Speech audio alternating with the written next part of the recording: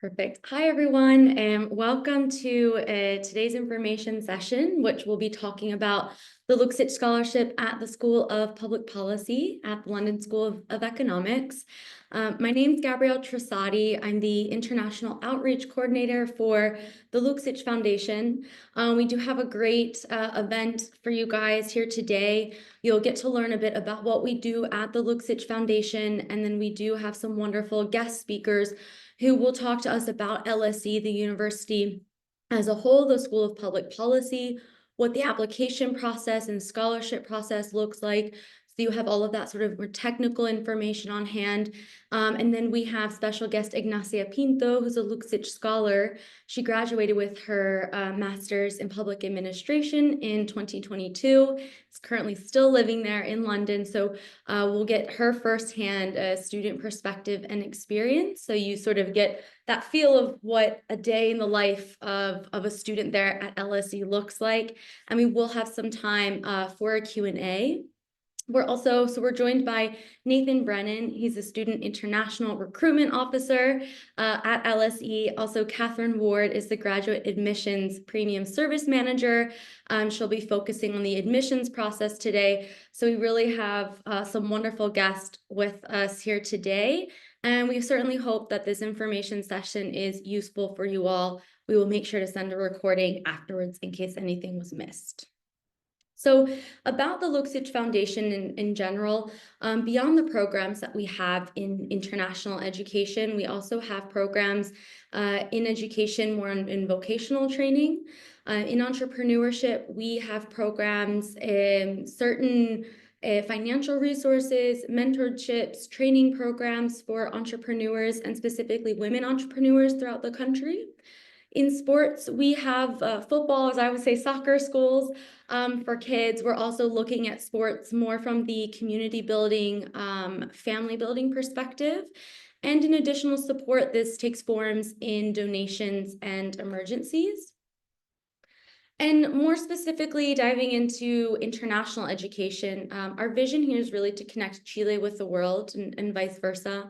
And we hope to create, or by creating stronger connections between Chile and the global academic community, we can then have the proper necessary resources, knowledge, tools to better address today's challenges and, of course, those of the future. And so we do promote access to these cutting-edge educational programs for Chileans, permanent residents, in collaboration with international institutions such as LSE. And so what does our history look like? We've actually began in the early 2000s with our first international education program for researchers. And since then, we've been able to implement over 30 programs in collaboration with 18 institutions across 7 countries. And as a result, there have been over 2,000 Luksic scholars who have taken part in these programs. As you can see there in the top left corner, these are the 4 Luksic scholars this year on program, of course, proudly presenting or representing the Chilean flag. And then you'll just see various pictures from scholars from around the world in their programs. And then in 2019, that is when we decided to provide and offer a platform to connect all previous and future Luksic scholars. So that's when we created the Luksic Scholars community. We're very grateful to have Ignacia Pinto as part of that community as well. And I'll talk a bit about what those benefits look like. So in terms of the international programs that we currently offer, there are 3 types. I will focus today, of course, on the master's scholarships. These are full scholarships at the postgraduate level. They will include tuition, living stipend, arrival costs. So that takes form in deposits for accommodation, for example, flights as well. But we also have research programs. There are fellowships for academics. There's also a doctorate in political science. And we do offer short courses in Chile. These are shorter certification programs in which we invite international experts to come to the country and give these programs, which can then be offered in Spanish as well. So that's a great benefit. And all of those who form part of these programs are then invited to join the International Alumni Network of Luksic Scholars. So here's a screenshot of where the Luksic Scholarships for master's programs are located around the world and with which universities. Of course, today we will be focusing on the scholarships at LSE. But this is just to give you an idea of where we're located around the world. And something important to mention here, as a foundation based in Chile, we do make sure that we partner with universities who also believe in Chilean talent. Therefore, all of these universities want Chileans and greater Chilean representation on their campuses. Nathan has visited Chile for the past 3 years.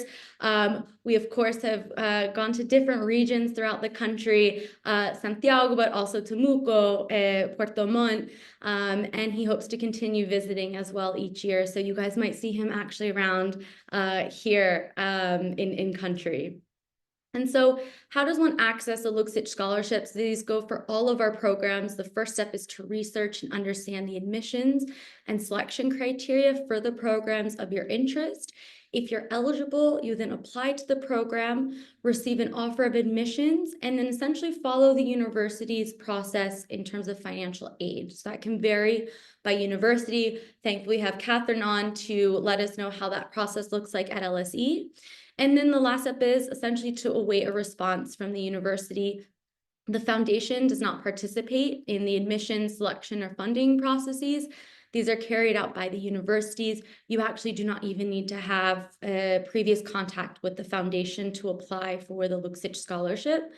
And another thing I wanted to note here is that there's also no requirement to return to Chile after your program. Ignacia is a perfect example of that. She is still living there in the UK. We certainly believe that one can contribute to Chile and Chile's development or that of international organizations still by living abroad.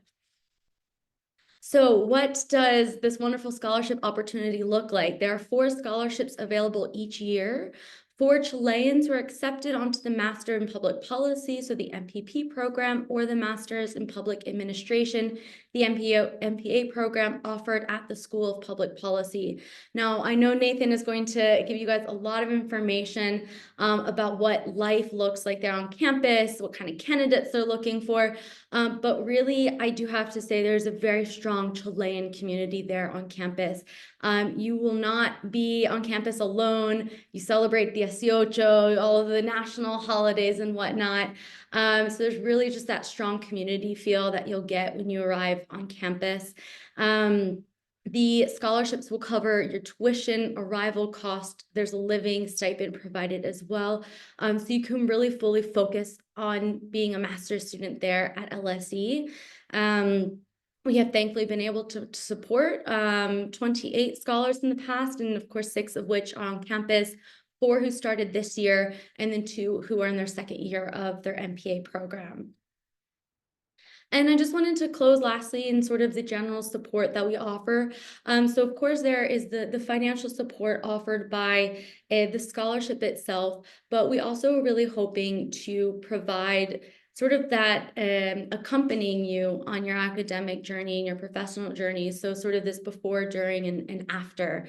As you can see in some of these pictures, we actually travel to some of the destinations, create meetings with scholars there in the destinations. We have breakfast here at our office for all of those who are about to go on into a master's program abroad. We will connect you with Luksic scholars who are already on programs so that you guys can share advice. We do different other events, activities. So there's really this strong sense of community, also an institutional support offered by the foundation. There's also a post-program fund.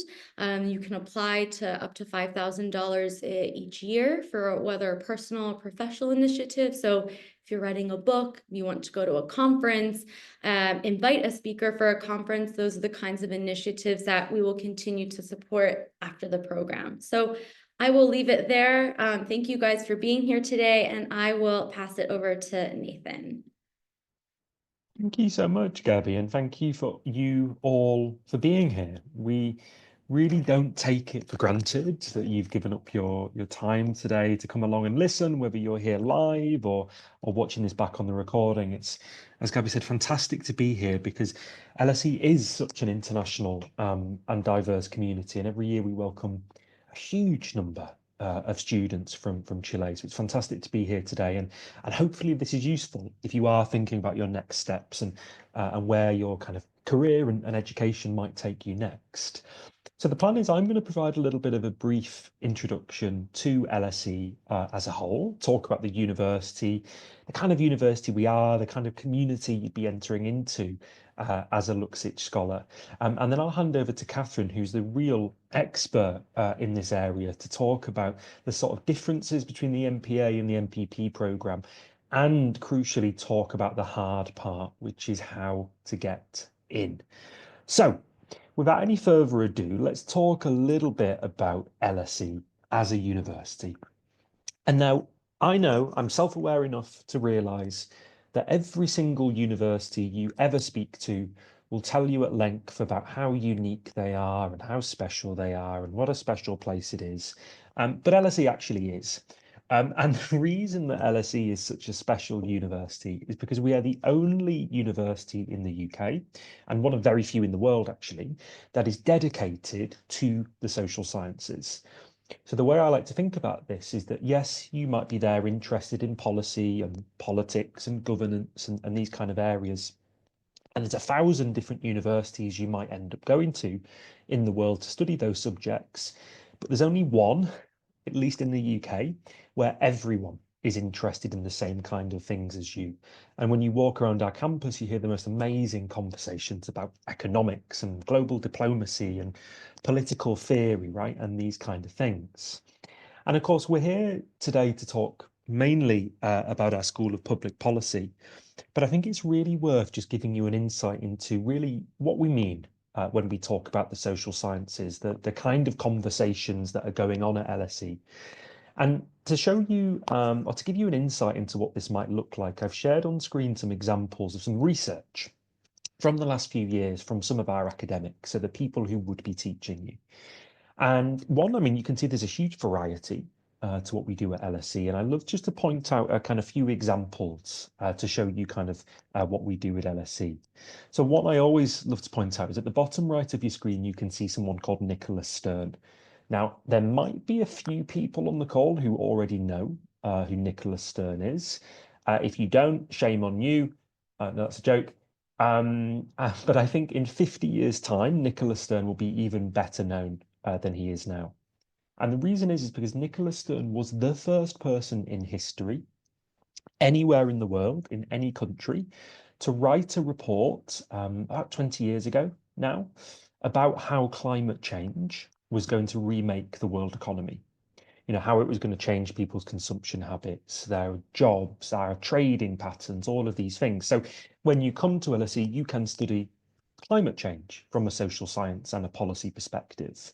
You also have someone like Paul Dolan, who you can see in the middle of your screen. He's head of our psychology department, and he's an expert on happiness, and particularly for how we build societies where people feel they have value and people have meaning and see themselves as having a purpose.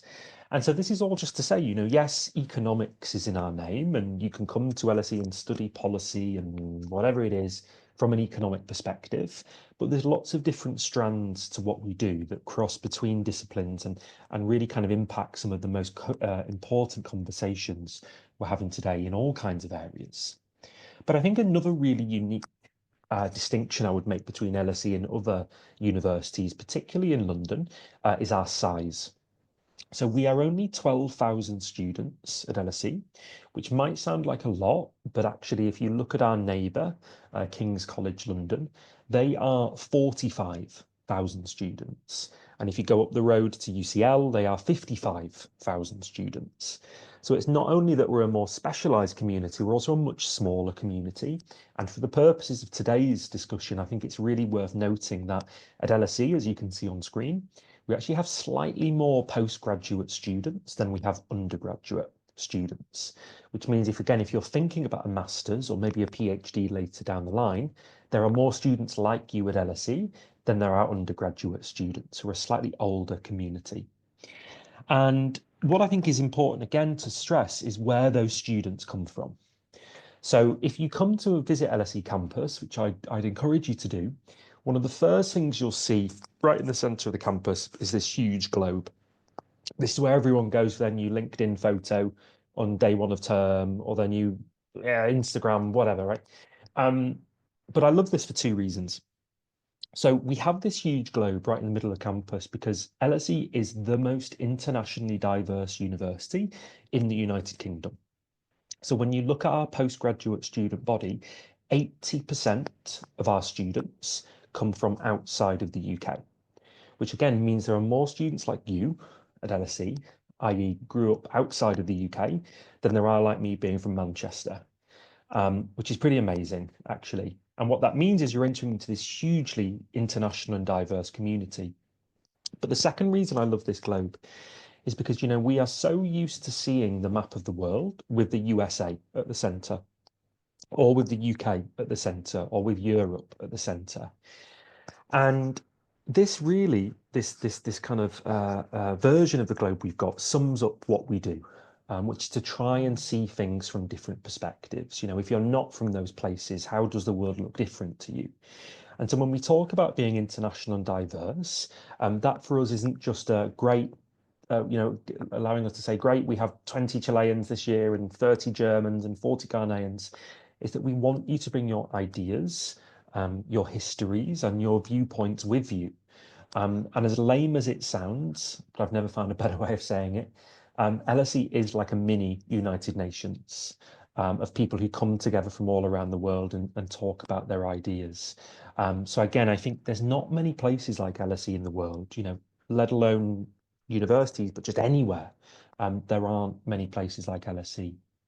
And the final point I'll say on this is that if you were hoping to come to LSE to get away from Chilean people, you're going to be very disappointed. So LSE has a huge Chilean student population. Actually, we are the UK university with the most Chilean students of any UK university. So that means that, again, you are in this very diverse international environment, but there will be people from similar places to you, from similar backgrounds, maybe the same university or the same school. And I'm sure Ignacio will talk about this a little bit as well. But it also means that we are very actively engaged in research and discussions about problems in Chile or in South America more broadly. I'm sure many of you here today because the Dean of our School of Public Policy is Andres Velasco, the former finance minister of Chile. So there's a big engagement in kind of international issues related to Chile, as well as having the students.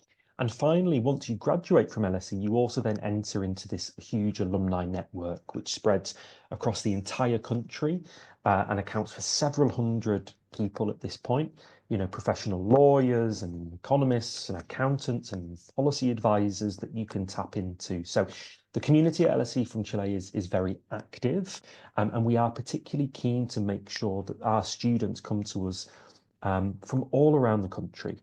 So no matter their background, whether you're based in Santiago, another major city or not, we really would encourage you to be open-minded about applying to something like the Luksic Scholarship. We are very, very keen to attract the best talent no matter where you come from. I think I've gone a little bit over time there already. Apologies. So at this point, I will give you a break from my voice and hand over control to Catherine, who's going to talk a little bit more about the programs in particular within public policy, and then we will talk about admissions. So Catherine, over to you. Thanks, Nathan. So I'm going to do a little bit of an overview of the eligible programs for the scholarship, so the MPA and MPP. We do have more in-depth information sessions about those programs. If you do want to have a look at those, we'll share those after this session as well. And then I'll go through the application process as well. So let's see if we can get this to go. So Nathan's already spoken about the very diverse and global LSE community that we have, and that's no different in the School of Public Policy. We do have 8 postgraduate degree programs, 2 of those are eligible for this scholarship. We have just under 400 students at the moment across year 1 and 2, but we have almost 70 nationalities, so not just Chileans, we have 68 others as well that make for a really diverse network and a really diverse program. So there's all of those different viewpoints that get to be shared, all of those different experiences that are brought into the seminars and into the lectures, and that just makes for a really interesting experience, and it just brings all of those different perspectives together. We have almost 2,500 alumni as well, so there's a real network that you can tap into once you finish your program as well, and that again is as global as the program, spread across the world, so there's always something going on whatever part of the world you decide to live in after the program. We have students from all different backgrounds as well. So as Nathan was saying, you know, we have economics in our name, but we're not just economics students. We've got people from all different backgrounds like finance, NGOs, healthcare, education, law. It really does span kind of the whole breadth of different sectors. So it just makes for a really nice, diverse experience when you join us. A little bit about the programme. So the MPA, the Master of Public Administration, so that's a full-time 2-year programme. And this is aimed for early to mid-career stage students. So you don't have to have professional experience to join this programme. We find that some students do have a little bit of professional experience. They might have done internships or kind of dipped their toe into jobs here and there, but it's not required. So you can apply without that experience. The first year is a real foundational year, so it's the core courses that will really set you up for the rest of the programme. If you don't have strong quantitative skills, there are core courses on this programme to help bring you up to speed. So there's 3 compulsory courses. There's micro and macroeconomics, political science, and quantitative methods of analysis. There's also outside options as well, so elective courses. So you can kind of vary it a little bit outside of those core courses. But in the second year, it really kind of diversifies. So this kind of focuses on the practical applications of all of those skills that you've learned in your first year. So the second year, you'll have a capstone project, which is with an external client. So you get to really apply all of those skills that you've learned in a professional capacity. There's also the option to specialise in the second year, and you can do optional courses including either a policy paper, which is 6,000 words, or a dissertation. So there's a real chance to kind of tailor it to what you're interested in, really build those core skills in the first year, and then kind of take it to wherever you want to go in the second year. So in contrast to the MPP, the Master of Public Policy, so this is more for career professionals who are looking to elevate their career and kind of move to the next level of that. So it's an intensive 9-month programme, so it's much shorter, it is more intensive. We hear from past students all the time that it is not an easy programme, but it's certainly rewarding once you've done it. So this is for early to mid-stage career professionals, and we do ask for 5 years minimum of professional experience. There's some flexibility on that. If it's a little bbit less, if you've got 4 or 4.5 years, we will look at every application and assess those based on their merits. But usually we find that people have at least 5 years, and on average about probably 9 years of experience. There is no upper limit to the experience, I should mention, for these programs. So we often get asked, am I too old for this program? Do I have too much experience? And not at all. What we would advise is that you look at the program content and make sure that it aligns with your goals. We find that people might take this course to continue a career, but they might be doing it to pivot a career as well. So you could have 15, 20 years of experience, but be wanting to change the path of your career. So this can be a great option to do that. So it is intensive. There's 6 core modules plus optional courses as well. But this is more practical in its application. So you develop an understanding of how policy and policymaking work. And it can also shape your career trajectory and develop your professional network. So there's a real focus on what it can do for you in terms of your career, how you can take all of these skills forward immediately into the next step for your career. So quite a difference between the 2 programs, but you can apply for either or, and we can assess based on the information that you provide in your application.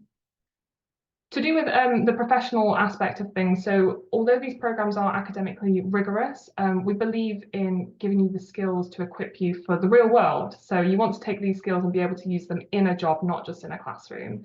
And so there's a number of different schemes that we kind of have in place. You can see on the screen there's about 6 there. So this places emphasis on how you can apply it in the real world, to build your networks as well, so you're preparing for once you finish the course, how you can actually use this to further your career and to kind of shape policy in whichever career you go into. And we do have guest speakers and policy practitioners come in as well. So you're also getting you're getting experts come in and speak to you about how you can use it. So it's not just in the classroom. There are a number of kind of lectures and speaker kind of engagements as well. So there's lots of kind of additional stuff as well as the programs, which I think is why our previous students have said it's very intensive. There's so many things you can do with it. You can really kind of take it in any direction that you would want to. And just a little bit on careers as well. So obviously it is really important to us that our graduates go on to have exciting, vibrant careers in sectors that they want to go into and that have, you know, a great change, great impact. And so we do have a career service at LSE that's very active. You can book one-to-one career appointments and coaching. You can go to seminars. There is also an alumni mentorship program where you can have a mentor that will work with you. And there's also an Ask an Alum online platform as well. So you can speak to previous alumni of the programs, get a feel for what they're doing, how they kind of navigated the world after the program, and kind of just really get a good feel for what you can do with this program as well. So it's sort of a whistle-stop tour of the programs and what you can do, but we'll go on to how to apply in admissions. And as I say, if you do want more in-depth information about those programs, we can share some information on that too. So I'm hoping this is going to be the easiest part. Nathan said it's the most difficult part, but I'm hoping the application itself will be easy for you. So we'll go through the entry requirements and what to do to apply. So the academic requirements are usually a first or an upper second class honours degree or the non-UK equivalent in any discipline. So there aren't specific requirements on the discipline that you have to have done for these programmes, and that is shown in the sort of breadth of those sectors that we get people from. So really any discipline is fine for these. The professional experience we've mentioned, so 5 years for the MPP, but there's no formal requirement for the MPA. And we do ask for a high level of English language proficiency. This doesn't have to be supplied at the point of applying. You can submit it later on. So you can apply without any English scores and it won't disadvantage your application at all. If you're made an offer, it would just be conditional based on achieving the required scores. And so who should apply? Hopefully everyone watching this video. So there are some eligibility requirements. So for this Luksic Scholarship, you must be ordinarily based in Chile. There are some points as well that you must demonstrate, and you can demonstrate these in your statement of academic purpose, or you can refer to them specifically in your scholarship application as well. It may overlap. There may be some overlap between your statements on both, but a commitment to public service is obviously important, and how this can benefit and generate positive change for Chile as well, so how you can kind of benefit that. And then also obviously the academic excellence on your application, so evidenced by grades from any previous study and supported by reference from previous professors. We can accept professional references as well, if that's more relevant to you, but ideally we'd like at least one academic reference. There's a note here as well that does say there'll be opportunities for individuals with less experience in economics or quantitative skills to develop those. So if you aren't quite as strong on the quantitative skills, we do recommend some courses beforehand as well to make sure that you are prepared and have all the experience you need to join the programme. So policy relevant experience is a question that we get an awful lot, and one of our selectors very kindly generated this list, which is non-exhaustive. So you can see the wide range of different sectors that would count as policy relevant experience. The answer really is that there is no single answer for this. If you feel that your experience is relevant to the programme, then by all means share that in your statement, show us how it's relevant. The selectors will read every application and they assess it holistically, so look at all different aspects of it. But if you feel that you're prepared for the programme, that your interests align with it, then that's always a really good starting point, even if you feel that maybe your job wasn't exactly a policy job. So you can see the number of different areas that it kind of spans. So how to apply, so it's an online application. It includes supporting documents such as a CV, a statement of academic purpose, and 2 references, which as I've mentioned can be professional if you graduated a number of years ago or if professional references are more relevant. There's one application fee, £95, and that includes 2 programme choices. So you can apply to any 2 programmes at LSE, whether they're both in the School of Public Policy or just one of them is. and we issue decisions within 8 weeks. So we try and turn them around really quickly for you, but as I mentioned, we do read every application holistically, so it can sometimes take a little bit longer for us to get decisions back. You can check the progress of your application through an online portal as well. So for peace of mind, you can always check that to see if there's been any changes. So the statement of academic purpose, so this should be 2 sides of A4 paper, about 1,000 to 1,500 words. There's no strict kind of word limit on this, so we won't be counting if it's a few words over or a few words under, but we find this is a good amount to kind of briefly talk about your interests, why you've chosen the programme and what you want to get out of it. There's just a few points about what you can outline in your statement, and there is guidance on the LSE website about how to structure a statement of academic purpose and what sort of things you can address as well. So the application deadlines, so to be considered for the scholarship, you'll need to complete your application, including references and all of the documents, by the 20th of January 2025. So that's the MPA or the MPP. You'll also need to submit the Graduate Financial Support Application Form, and I won't be saying that any quicker, by the 31st of January 2025. So both of those things need to be in by those dates to be considered. The Graduate Financial Support Application Form, the GFFA, does consider you for all eligible funding at LSE as well. So you only have to submit that once. You'll be considered for the Graduate Support Scheme, which is issued by LSE, the Luksic Scholarship, and any other scholarships at LSE that you're eligible for. So once you've submitted one, that's everything. So hopefully that's nice and easy and straightforward for you. So that's kind of my spiel. The next steps, you can find out more about the programs obviously on the LSE website. You can find out more about other SPP scholarships and your eligibility on the website as well. And as I mentioned, we do have more in-depth sessions for the MPA and MPP that we can share. I'm obligated to say that you should follow the social medias. We don't have a TikTok as of yet. I've refused to be videoed, but it may come this year, so make sure to follow along just to see if I have to make some embarrassing videos. And obviously, do apply. I quite enjoy British humor, I must say. Thank you so much, Catherine. Yes, guys, definitely, these are great resources. Scan the QR code, go to LSE's website, all that information is there. I know there's some questions channeling in. We will definitely get to those. We did just want to speak with Ignacia, Luksic Scholar, graduated from her Master's of Public Administration a couple of years ago. She's currently still living there in the UK.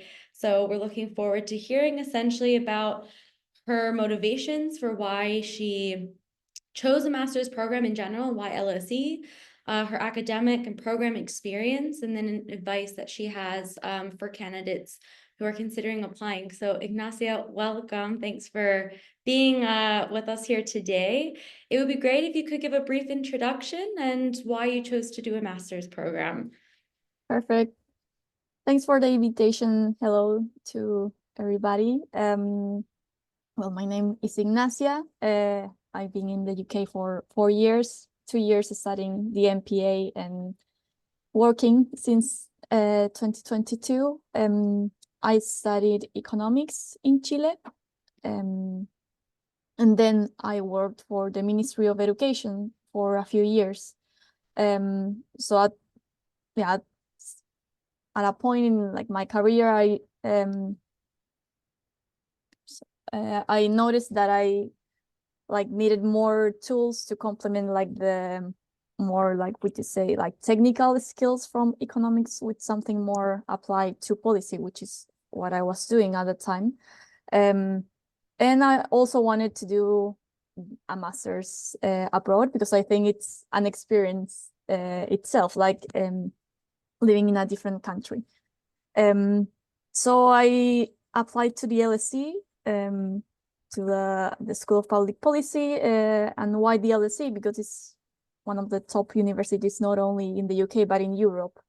So I really wanted to have the opportunity to meet the famous people that will be teaching you basically, it's great. And another thing that I thought it was very kind of unique from at the LSE is that you can you have the courses, and there are a lot of options, like your optional courses, not only in the School of Public Policy, but you can also pick some courses from other departments, which is, I think it's not that easy in other universities. And I think that's something like great from the LSE, because I took some courses from the gender department, kind of to complement what I was learning at the School of Public Policy, and that was great. About the program itself, I started in October 2020 in the middle of COVID, so my experience was a bit like out of the ordinary, if you to put it in some way. We had a mix of in-person with masks and a lot of online classes. But still, the LSE, like as a university, was great because the university and the campus, it was open. So we had the opportunity to even go there to see your classmates and everybody in their laptops logging into the seminar, but at least we could be in the same room together. And then the next year, it was like more normal. So yeah, it was great, like being in the same classroom with a lot of discussion and dialogue with like people from different countries. Something that I also found like very different from my experience studying in Chile is this. It was very easy to talk to professors. There are office hours. You can go on their office and talk about either what are you discussing on class, but also about your like professional career or any other, like what are they working on their research, and that was great. Ignacia, yeah, to touch Yes. on that, I remember when Nathan was here giving one of his talks, he said at LSE, we love when students can look at the professors and say, I think you're wrong, and here's why, sort of argue your point, which creates that great strong like faculty student relationships. And so it's also really great to hear from your perspective that that is indeed the reality there as a student at LSE. And I think it's related like to the thing of how like the size of the university, like the classes are not like massive. I don't know, I remember having 20 classmates. Some are bigger, of course, and some are smaller, but it gives you the possibility to interact.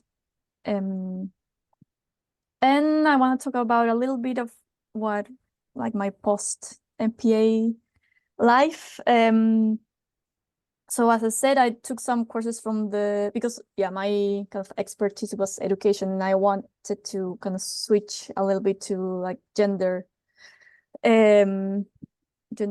policies or analysis. So I took some courses from the gender department, and also my capstone, which is this project that you have in the final year. It's like a whole year with a team of classmates. We were working for a development bank in Colombia about investment in the care economy. So that was very useful to then apply to the type of jobs that I was interested in. And now I work for a think tank. It's called the Women's Budget Group. And we do gender analysis of public policy and the women's economic conditions in the UK. And of course, the MPA was very useful, not only for the kind of direct skills related to gender analysis, but also, for example, how to write a policy brief, something that it's maximum 1 page with the key information, which is actually much more difficult to write something that's, I don't know, 10 pages or without a limit. Also how to give a presentation in a different language, because yeah, it's a challenge. Studying, writing, giving presentations in a language that's not your original language. But there's also support at the LSE for that. I took an academic writing course that I thought it was mandatory, but it wasn't. But I'm really glad I took it because it was very good. Also, yeah, LSE careers is great. You have support they look at your CV.